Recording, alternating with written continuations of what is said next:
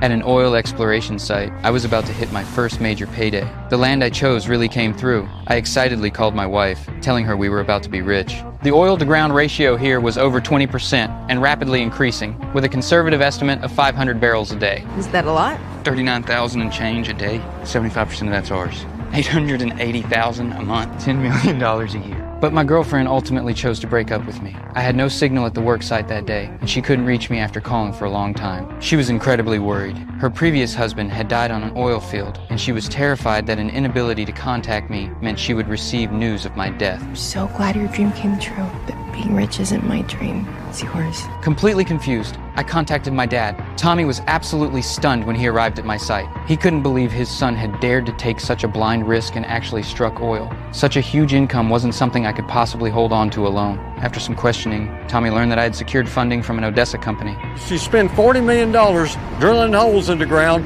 not having a fucking clue what's underneath. A new restaurant has a better success rate than blind drilling. Now I was panicking too, worried about any loopholes in the contract that could harm me, and I could only beg Tommy to help investigate. However, my grandmother had passed away, and Dad needed to go back to his hometown for the funeral arrangements. He took me along to choose a coffin, and also took me to visit my grandfather. In truth, Tommy had a strained relationship with his parents. Picked out a casket. You want to look at a picture of it? I bet you can't wait to get it in the ground, can you? His father worked on an oil rig in his youth and only drank when he got home, while my grandmother was constantly using drugs and barely paid any attention to Tommy. Since I was a boy, Tommy raised me the same way his parents had raised him. Tommy felt he wasn't a good father to his son, but I knew he was a good father. Love you, Dad.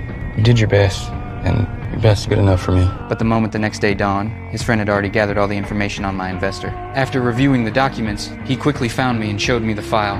You know who this is? No? That's your new partner, and it's a real fucking problem, son.